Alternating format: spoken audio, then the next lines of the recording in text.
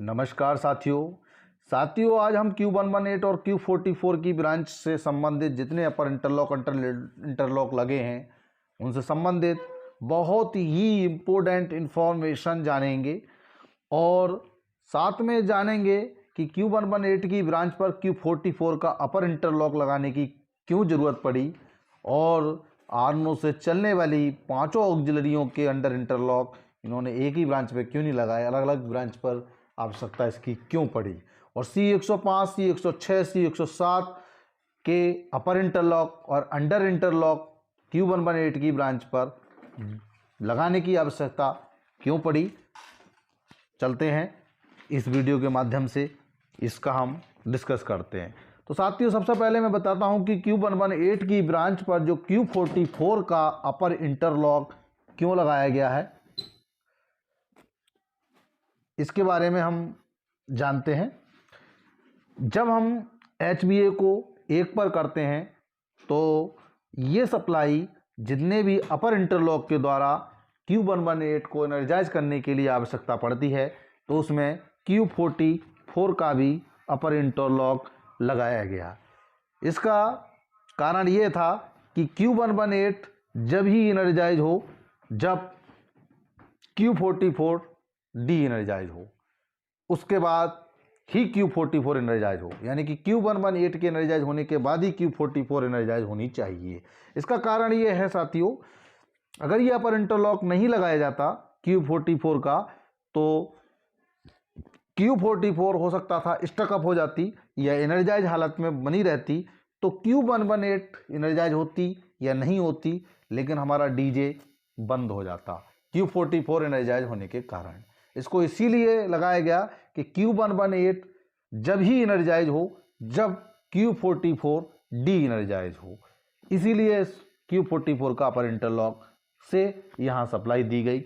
इसी तरह से C105, C106, C107 के अपर इंटरलॉक यहाँ क्यों लगाए गए, इनको जानते हैं। C105 और C106, C107 इन तीनों के अपर इंटरलॉक जैसा कि यहाँ लगाए गए हैं, तो ये इसीलिए लगाए गए कि Q118 जब एनर्जाइज हो जब C105, C106, C107 के जो कॉन्टेक्टर हैं वो खुली हालत में हो तभी Q118 एनर्जाइज हो, ये इसीलिए लगाए गए यहाँ पर। और इसी तरह से ये C118 का यहाँ अपर इंटरलॉक इसलिए दिया गया कि Q118 जब ही एनर्जाइज हो जब C118 का कॉन्डक्टर खुला हो। यदि C118 का कॉन्डक्टर नहीं खुला होगा तो Q118 एनर्जाइज नहीं होगी, यदि C118 का कॉन्डक्टर बंद है तो। इसको यहाँ अपर इंटरलॉक लगाने की आवश्यकता इसकी क्यों पड़ी, जब हम VLR डीजे से डीजे को बंद करते हैं उस समय C118 की कॉइल एनर्जाइज होकर C118 का कॉन्डक्टर बंद होता है और R118 वर्किंग में आती है, जिससे हमारा आर्नो स्टार्ट हो जाता है। और आर्नो स्टार्ट होने के 4 सेकंड बाद इस सप्लाई को काटना होता है। अगर किसी कारण से ये कॉन्डक्टर बंद नहीं होता है तो हम यहाँ पर Q118 हमारी 5.6 सेकंड में यानी कि डी एनर्जाइज होकर डीजे को खोल देगी। इसीलिए ये C118 का कॉन्डक्टर लगाया गया है, क्योंकि C118 कॉन्डक्टर अगर कॉइल जो है 4 सेकंड से ज़्यादा एनर्जाइज रह गई, 5.6 सेकंड तक एनर्जाइज रह गई, तो इधर से कॉन्डक्टर हमारा जो है C118 की जो अपर इंटरलॉक लगा है ये खुलकर Q118 को डी एनर्जाइज कर देगा और डी एनर्जाइज होकर डीजे हमारा Q44 के डी एनर्जाइज होने के कारण खुल जाएगा। ये इसीलिए लगाया गया, R118 की सुरक्षा करेगा। फिर आगे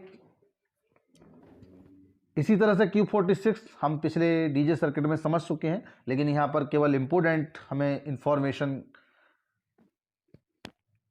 समझ रहे हैं यहाँ पर। तो इसके अंतर्गत आप आते हैं हम GR0 और 5 नॉच पर जो है इसका अपर इंटरलॉक क्यों लगाया गया है। यहाँ GR0 और 5 नॉच तक बंद रहेगा। साथियों किसी कारण से यदि C105, C106 के जो अंडर इंटरलॉक हैं यहाँ पर, उनको बाईपास करने के लिए स्विच के द्वारा हम बाईपास कर सकते हैं, लेकिन यहाँ C107 के अंडर इंटरलॉक को बाईपास करने की सुविधा नहीं दी गई। ये अपर इंटरलॉक इसलिए लगाया गया GR0 से 5 नॉच तक बंद करने का।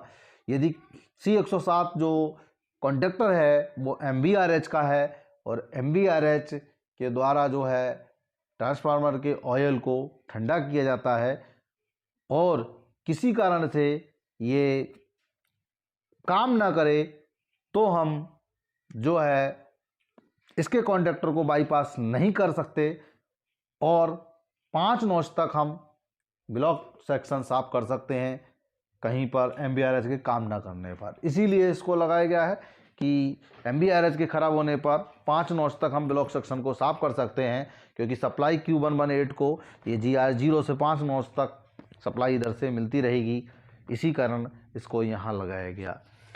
अब साथियों हम बात करते हैं कि Q44 के जो ब्रांच पर वो लगाया गया है, Q44 के ब्रांच पर Q118 का जो इंटरलॉक लगाया गया है वो क्यों लगाया गया है इसकी बात करते हैं।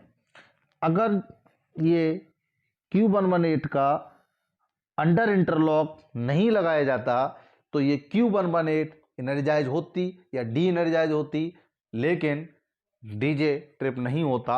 इस कारण से इसको लगाया गया, क्योंकि हमारे जो डीजे ट्रिपिंग मिलती है वो Q44 के डी एनर्जाइज होने से मिलती है और Q44 डी एनर्जाइज नहीं होता अगर Q118 हम का अंडर इंटरलॉक यहाँ नहीं लगाया जाता। इसीलिए इसको लगाया गया कि Q118 जब एनर्जाइज होकर अपना अंडर इंटरलॉक बैठा लेगी तभी Q44 एनर्जाइज होगी। यानी कि एक सीरीज में समझ सकते हैं कि Q118 जब ही एनर्जाइज हो जब Q44 डी एनर्जाइज हो, और Q44 जब एनर्जाइज हो जब Q118 एनर्जाइज हो जाए।